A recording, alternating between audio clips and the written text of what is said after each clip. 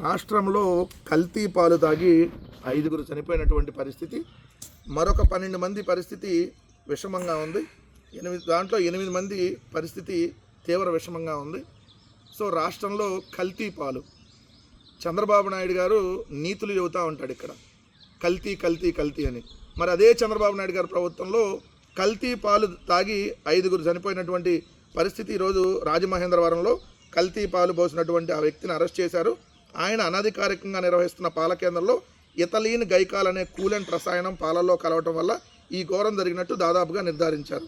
అంటే ఇక్కడ చూడండి, అనధికారికంగా నిర్వహిస్తున్న పాల కేంద్రం గొప్పగా పనిచేస్తున్నాయి మన వ్యవస్థలో, అధికారులు భలే గొప్పగా పనిచేస్తున్నారు. ఇది మంచి ప్రభుత్వం అంటే ఇదేనా? అనధికారికంగా పాల కేంద్రం నడుస్తుందంట, అనధికారికంగా. మళ్ళీ ఆ పాల కేంద్రంలో ఇథలీన్ గైకాల్ అనే కూలెంట్ రసాయనం పాలల్లో కలవటం వల్ల ఈ పరిస్థితి వచ్చింది అని చెప్పి అధికారులు ఇప్పుడు తేల్చారంట. అసలు రాష్ట్రంలో ఏం జరుగుతూ ఉంది? ఒక్క వ్యవస్థ పనిచేయట్లేదు, ఒక్కటి నాణ్యమైనది దొరకదు.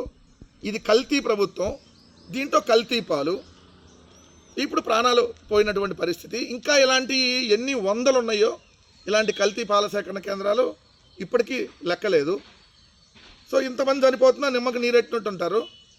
హోంమంత్రి గారు ఏదో చట్టాలు తెస్తానని చెప్పి రోజు మాట్లాడుతున్నావు కదా మా హోంమంత్రి గారు, తీసుకురావాల్సిన చట్టాలు ఏంటి?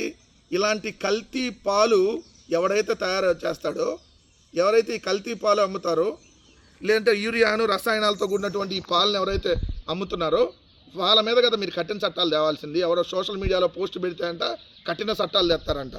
నిన్న ఇంతమంది పిల్లలు చనిపోతా ఉంటే మీరేమో పక్క బజ్జీలో పునుగులో ఏదో ఒకటి డ్యాన్సులు వేసుకుంటా ఇటుపోతుందో రాష్ట్రం అర్థం కావట్లా.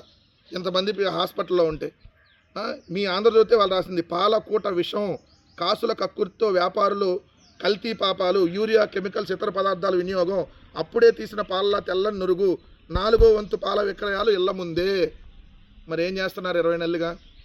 ఏ గుడ్డిగాడికి పళ్ళు తవ్వుతున్నారు? ముందు దానికి కదా సమాధానం చెప్పాల్సింది. జాగ్రత్త, మనం తినేటటువంటి వస్తువులు కానీ తాగేటటువంటి పాలు ఇలాంటివి కానీ కొంచెం చూసి జాగ్రత్తగా తీసుకోవాల్సినటువంటి అవసరం ఉందనేది మనం గమనించుకోవాలి.